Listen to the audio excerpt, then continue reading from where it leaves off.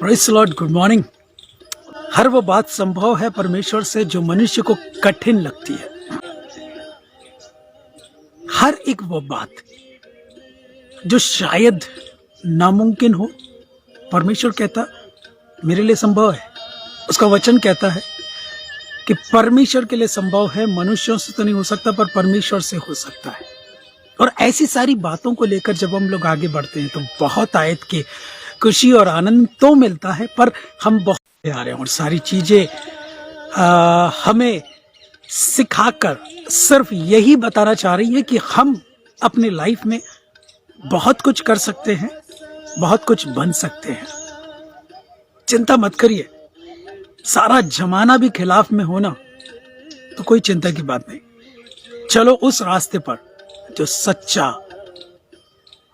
और साफ हो। साफ और सच्चा रास्ता हमारे जीवन को वहां तक ले जा सकता है, शायद हमने कभी सोचा नहीं कि वहां पहुंचेंगे। ये दुनिया अपनी भीड़ में हमारे जीवन को ऐसा खो देगी या खो जाने के लिए प्रेरित करेगी कि तुम खो जाओ, तुम कुछ नहीं हो। सारा जमाना भी खिलाफ में हो सकता है, परिस्थितियां हमारे जीवन में बहुत सारी ऐसी आ सकती है, तो भी परमेश्वर की एक करुणा और दया अनुग्रह से हम एक एक दिन करके अपनी लाइफ में इतना सब कुछ बटोरते चले आए हैं कि यदि बांटने की कोशिश भी करें तो खत्म नहीं होगा। बांटने की कोशिश भी करें या कितना भी बांटे तो खत्म नहीं होगा। ओके, आज के मनन के लिए कि हमारे जीवन में परमेश्वर ने एक अद्भुत योजना के तहत हमारे जीवन को रखा है। आज रोमियो के पत्री 2 अध्याय को हम प्रारंभ करेंगे और एक वचन से कुछ वचनों तक मैं पढ़ूंगा। यहाँ पर परमेश्वर के न्याय के बारे में लिखा हुआ है, 2 अध्याय 1 वचन से।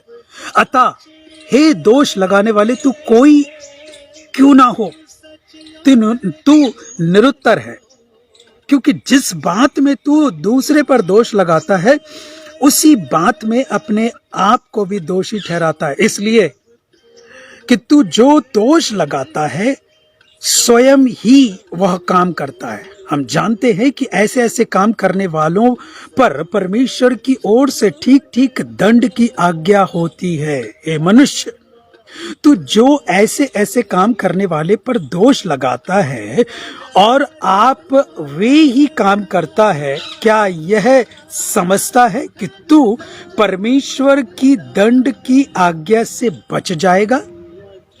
क्या तू उसकी कृपा और सहनशीलता और धीरज रूपी धन को तुच्छ जानता है?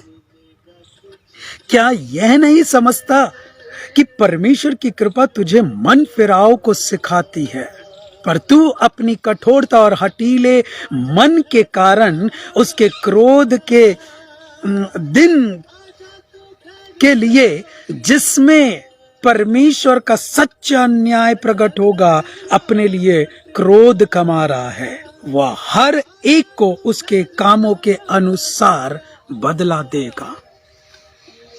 आज के मनन के लिए इतनी बातें।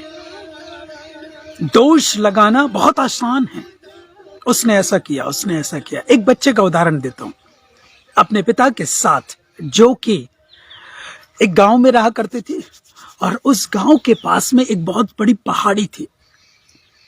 उस पहाड़ी में उसके पिता रोज जाते और थोड़ी देर बैठते और मन को शांत भाव में लेकर और फिर तो कुछ देर बिताने के बाद वहां से वापस आ जाते। ये बच्चा रोज देखता था। एक दिन जब इसके पिताजी सुबह निकले उस पहाड़ की ओर जाने के लिए, ये 6 साल का बच्चा जिद करने लगा कि मैं भी चलूंगा साथ में। बहुत मनाने के बाद भी वो बच्चा नहीं माना और जाने की जिद करने की वजह से उसके पापा ने उसको साथ में लेकर चल दिए। बोले चलो बेटा ठीक है। रास्ता उबड़ खाबड़ था और बहुत पथरीला भी था। उस रास्ते पर चलते चलते उस पहाड़ी के ऊपर ये बच्चे का पैर फिसलता है और बच्चा जोर से चिल्लाता है आ करके, और जैसे चिल्लाता तो पहाड़ी में आवाज गूंज कर वापस आती है, और कई बार वापस आती है। ये बच्चे को लगता है कि कोई मुझे चिढ़ा रहा है। मैंने ऐसे दर्द से कराहा तो वो भी मेरे को चिढ़ा रहा है। उसने जम के पूछा कौन है वहां। अब बच्चे का मन, बच्चे की सोच फिर वापस वहां से बार बार रिटर्न आवाज आ रही है। ये बच्चा गुस्सा से भर जाता है और पापा को बोलता है कि पापा मेरे को कोई चिढ़ा रहा है, मेरे को अच्छा नहीं लग रहा है, ये वो बहुत कंप्लेन करने लगता है। मुझे वो क्यों कैसे चिढ़ा सकता है, मेरा मजाक बना रहा है, मेरी हंसी उड़ा रहा है। पापा समझ गए बात क्या है। उसके पापा ने जोर से चिल्लाया, बेटा मैं तुझसे बहुत प्रेम करता हूं, बेटा मैं तुझसे बहुत प्रेम करता हूँ, बेटा मैं तुझसे बहुत प्रेम करता हूँ, बेटा मैं तुझसे बहुत प्रेम करता हूँ। बार बार आवाज आने लगी। ये बच्चा खुश हो गया, बोला पापा जो मुझे चिढ़ा रहा था ना वो वापस से मुझे प्रेम करता है ऐसा बोल रहा है। आपको पता है एक बात, दोष लगाना तो आसान है, पर अगर बुद्धि ज्ञान और समझ से चला जाए तो हमारे जीवन में जो शायद हमने सोचा नहीं, विचार नहीं किया। और ये बच्चे की ये सीख या ये बातें हमारे जीवन को बहुत कुछ सिखा जाती है। वो बच्चा खुश हो गया कि मुझे कोई प्रेम करता है, वो वापस से बोल रहा है। मतलब हमारे जीवन से दूसरों के लिए एक अच्छी बातों को प्रकट करना, अच्छे सोच और विचार को प्रकट करना, वो नहीं कि जो वो हमारे जीवन के लिए चाह रहे हैं। मतलब सारा जमाना हमारे खिलाफ में हो सकता है, फिर भी उस रास्ते पर चलो जो सच्चा और साफ हो। बहुत सारे मायने हम इस बच्चे की बात से निकाल सकते हैं, पर एक बात मैंने रखा कि हम किसी के ऊपर दोष लगाए, शायद हमको कुछ हकीकत ना मालूम हो और हकीकत और कुछ हो। क्या हम जो काम उनके लिए कर रहे हैं वही हम पर लौट कर नहीं आएगा? ये बच्चे के साथ ऐसी हुआ, जो उसने बोला उसी के पास वो लौट के आया। उसके पिताजी समझ गए, अच्छा वर्ड बोला, उसके पास अच्छा लौट के आया। जो भी आप करोगे, जो भी आप बोलोगे दूसरों के लिए, वो आपके पास लौट कर आएगा। और ये वचन बोल रहा है कि तू क्या परमेश्वर के उस सहनशीलता, धीरज रूपी कृपा को और सारी चीजों को नहीं जान रहा है कि वो रुके हुए हैं, वो हमारे पास लौटाने में रुके हुए हैं। उस धीरज को, उस कृपा को, उस दया को हम बेकार ना समझे या यूं ही ना समझे, उसका गलत फायदा ना उठाएं। ऐसा करके क्या हम उस न्याय के दिन के लिए उससे क्रोध नहीं कमा रहे? वो सारी सृष्टि का मालिक है, वो हमें बनाने वाला, हमारे जीवन में बहुत तायत के साथ खुशियां, आनंद और अपना अभिषेक और सामर्थ्य प्रदान करने वाला, पूरी दुनिया के ऊपर अधिकार रख कर आगे बढ़ने वाला परमेश्वर है, जो अधिकार हमारे जीवन में देकर रखा है। उसने लौट कर आएगा, इसलिए चुन लो, चलो उसी रास्ते पर जो साफ और सच्चा हो। वही चीजें अपने जीवन के लिए हम न्याय के दिन तक पहुंचकर कमाएं, क्योंकि वो कहता है हर एक को उसके काम के अनुसार प्रतिफल देगा, बदला देगा। तो हम क्या लेने के लिए तैयार हैं? क्या उससे क्रोध कमा रहे या प्रेम कमा रहे?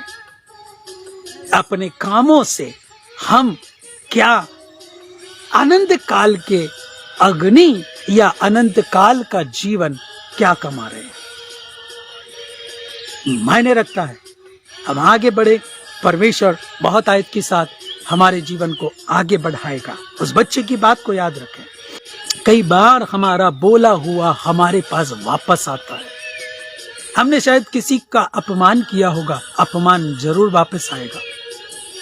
हमने किसी को बुरा और बहुत बुरा बोला होगा, हमें भी कोई बुरा और बहुत बुरा बोल सकता है। हम किसी को बहुत घूर कर देखते होंगे, हमको भी कोई घूर के देखने वाला पैदा हो जाएगा, आ जाएगा सामने, तब कितना बुरा लगेगा। ओके, सो इस बातों से आपके जीवन को, मेरे जीवन को परमेश्वर और सजाए और संवारे, और उस न्याय के दिन के लिए हमारे जीवन को ऐसा तैयार करे कि अगर प्राप्त हो तो बहुत बेस्ट और बहुत अच्छा हमारे जीवन में बदला प्राप्त हो परमेश्वर की ओर से।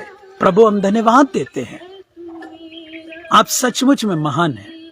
आपकी कृपा, दया, अनुग्रह नित्य बना रहता है। परमेश्वर, हम धन्यवाद देते हैं आपके प्रेम के लिए।